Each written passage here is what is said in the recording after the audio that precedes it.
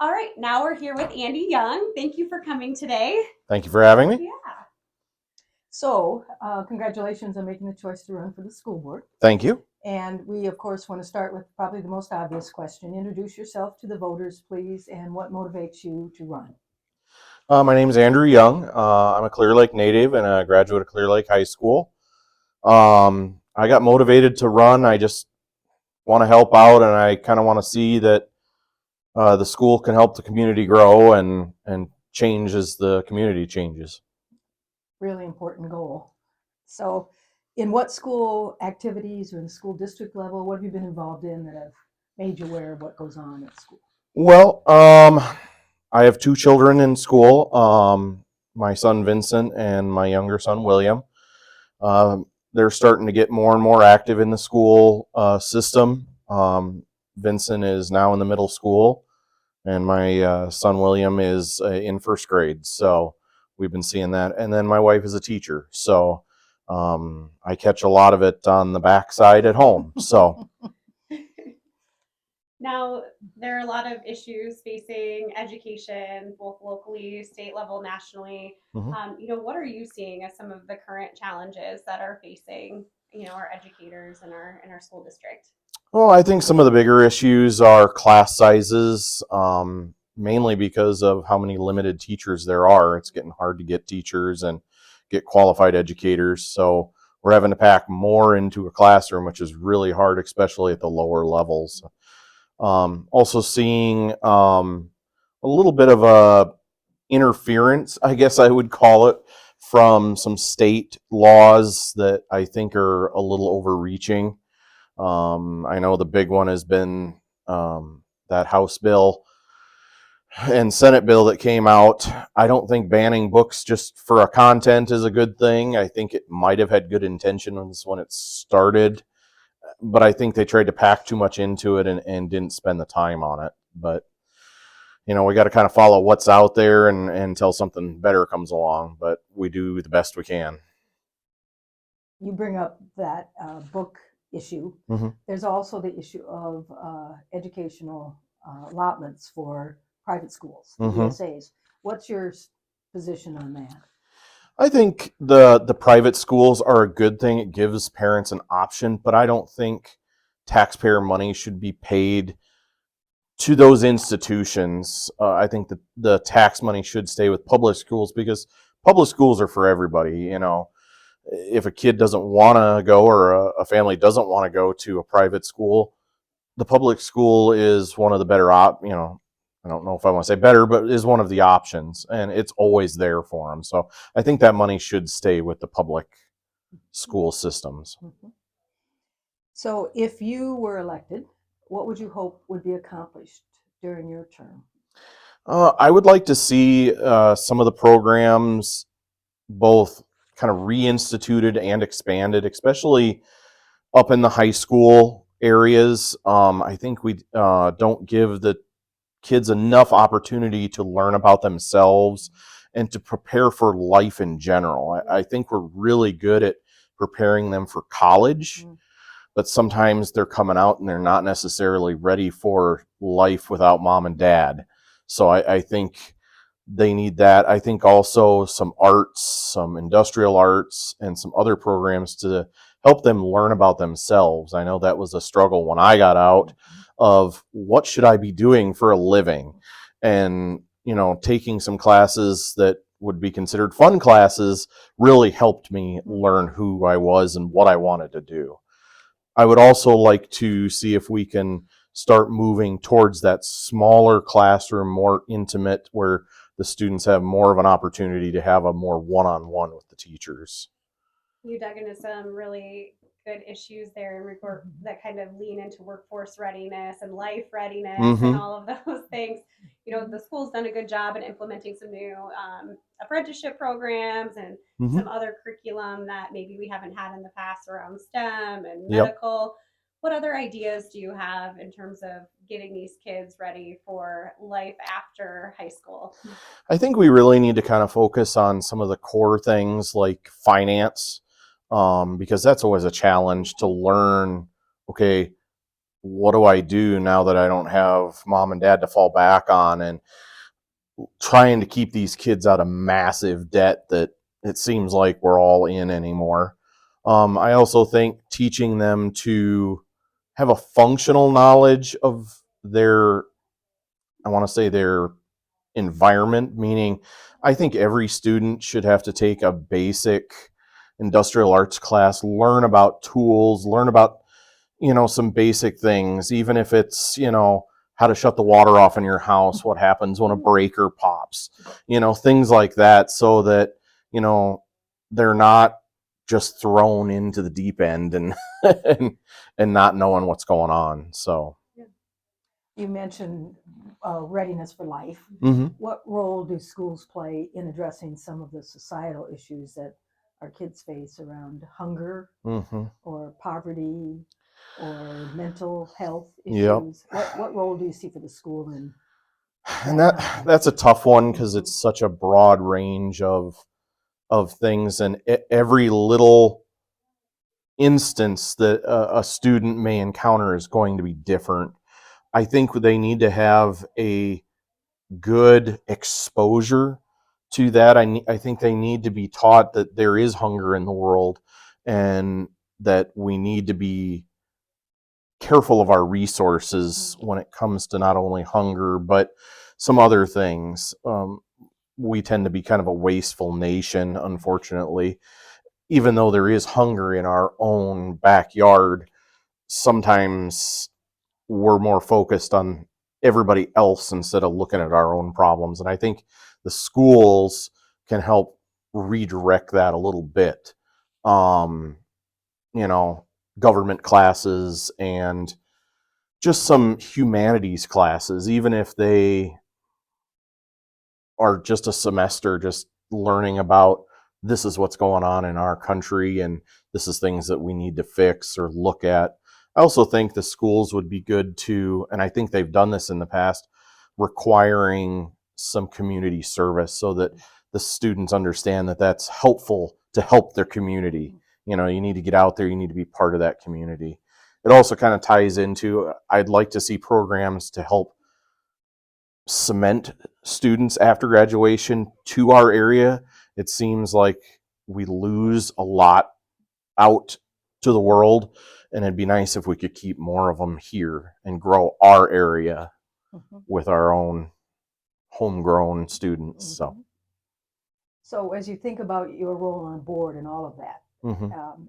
have you been able to dig into the student achievement data that most recently has been released by the state? I haven't. I'm kind of waiting a little bit to start digging in because I don't want to put the cart before the horse Sure. kind of thing. Sure, So sure. I've done some looking, and of course I get a lot from my wife at home. She kind of Yeah. keeps me up to date on a lot of stuff. So Well, the good news is we landed in the commendable range. well, that's for very most good. of it. So that So, that's a kind Yeah, of thing. and I think Clear Lake does a really good job at keeping those student scores high. I think they do a good job of educating the students on what they need to know for academics. And I think now we just need to take that next step into helping them learn about life. I mean, Clear Lake obviously is an attractive school district with over Mhm. 300 kids open enrolling in. Yep. But kind of digging into the commendable scores, some of the maybe earlier elementary, the kids who were definitely impacted by the pandemic and being out of the classroom and that sort of thing. Mhm. What kind of ideas do you have for bringing those kids back up and in line with their grade level goals and getting them, Mhm. as they move up through the ranks, that they're able to have success? I think we really need to be looking at making sure we're educating to the student mind. A teacher that one of my children had early on said, we're expecting more of a brain that hasn't changed. They've kind of pushed up, it used to be in first grade, you'd learn X. Well, now you're learning second grade in first grade. So I think we need to really focus on making sure that the student isn't left behind mentally because their brain hasn't changed over the last 100 years. It's still that first grader's brain. So it's very difficult to teach at a higher level. But I think we also need to make sure we're challenging our students. Sometimes I think they get lost a little bit into the day-to-day where there is so many students, so it's kind of a lecture. And I know at least my older son, Vincent, he wasn't doing well in school, not because he didn't understand it. It's the problem he understood it too well. He needed to be more challenged, and when he wasn't, he was being naughty. So I think we need to make sure we're seeing that with the children that need it, challenging them more, but also spending the time with the students that need the extra help so that they can stay with the rest of the class. So I think smaller class, I know I've said it a lot of times, but smaller classroom size. I mean, I know what it's like trying to wrangle 4 or 5 of them for a birthday party. I can't imagine 20 of them in a room all day, every week. So I think if we can get those numbers down, we can really help the kids that need help. We can challenge the kids that are a little more advanced and keep everybody moving. Mhm. So that's all part of the kinds of decisions you'll make at the board table, and those are difficult ones. Yes. So what specific characteristics or traits do you, that's all right. Our technology. Yep. Yeah. Never stops. It never stops. No. Always. What specific traits or characteristics would you bring as assets to the board table? I'd like to say that I like to question a lot. I want the full details. I don't want to be spoon-fed everything. I want to be able to make an educated decision and look at all sides and be able to look, okay, what is this going to affect financially? What is this going to affect with the staffing, the buildings, the maintenance, all this kind of thing, instead of just shaking my head yes. Like, I'm very big into knowing everything and looking at all sides before I make that decision. My wife would say sometimes that's a pain, but I think on a school board situation, I think it'll help. One of the key responsibilities of the school board is to evaluate the superintendent, in addition to overseeing finances and making policy. Yep. What characteristics do you think are the most important for a superintendent to be evaluated upon or to manifest, to demonstrate? There's a lot of metrics out there that they use, but I think one of the big things is how committed he is to not only the students and the staff, but the community itself. I think they should be part of the community, and they should live in that community and participate fully. I also think they need to be 100% accountable for what goes on in their building. I mean, they're the general. They're responsible for everything that happens downstream. And I think that's very difficult at times if a superintendent isn't necessarily focused 100% on the district they're in. I know in the past we've shared superintendents. I'm glad we're not doing that anymore. So I think as long as we can hold our superintendents accountable, I think that they should be able to get the job done. Okay. What about ensuring the safety of students and staff? Heaven forbid anything happen here. But what do you think the board role is in all of that? I think they need to look very closely at not only physical security of all facilities, which I think we do really good with at the present time. I don't think we need to be one of those schools that has had problems. And I've known educators a lot through my life, family, friends, and things. So I've heard stories of a friend of ours that was a principal in an inner city Minneapolis school. And I mean, I don't think we need to go to that extreme, but I also think we need to be making sure that the people, the staff, whether it be teachers or aides, I think we need to do our due diligence on making sure that they are not only vetted so that we know who they are, know what kind of background they have, but I also think they need to be trained and given the opportunities that if like you said, forbid something would happen, that they are able to respond in the correct way. And I also think there's small things we could do in the facilities with the teachers and other staff members to help that security if something ever would happen. So It's a frightening thought, isn't it? Yeah. yes, it is, especially, a wife and 2 kids, Uh-huh. all in the thing. So, and a lot of friends. Sure. So, Sure. Yeah. When you think about the whole big picture of you're closely involved because you're married to a teacher. Mhm. What do teachers need to help kids be successful? You mentioned smaller class sizes. time. I mean, that's really what it kind of boils down to, is the time to be able to spend with their students on an individual basis, because every student needs something just a little different. You can't cookie cutter everything, and when they have too many students under their wing, it's hard to give them that time. I also think our teachers, who do a tremendous job, I think, day in and day out, need a lot of support from not only the community, which I think they get a pretty good support from our community. I think Clear Lake's very good at that, but I think they need a lot of support from their supervisors, the principals, the superintendents. And sometimes I think that they are a little too busy to be able to give what they need to give. I also think it's very important to have concrete policies that every single teacher knows, every single teacher follows, and that the administration backs them up every step of the way.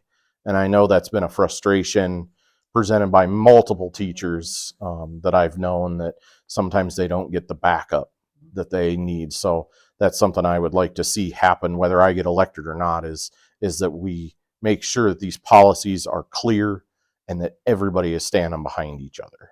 So an accountability issue. Yes. We're close to out of time. Yeah, we're getting there. So one of the questions we've been asking is, if there's a question that you wished we would have asked that we did not ask. I can't say I have one off the top of my head. All right, so you're welcome to share any final thoughts. I don't have anything specific. Like I said, I'm running just because I want to help. It seems like we have a couple of members that decided not to rerun this year. There's going to be some vacancies. I'm on the fire department with one of the other board members, and I've heard him talk about that, he'd really like some support and some help.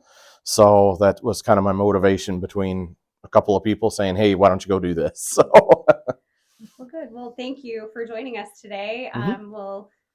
We appreciate it. We've had all the candidates in. We'll get these posted on Facebook. Again, I've said it at the end of every candidate interview, but it's important for us to be involved in this process and for us to educate ourselves about the candidates and for us to go out and vote. So make time between now and next Tuesday to get out and vote for our school board, as well as the other offices that are up for election. Thank you so much. And thank you, Dr. Troyce Fisher, for helping facilitate these candidate interviews this week. Well, I'm honored to be involved. I want to also give kudos to the Chamber for making this information available to the community. You play a key role. This is an important decision for our community in many ways, and the Chamber's to be commended. Thank you. All right. Thank you so much.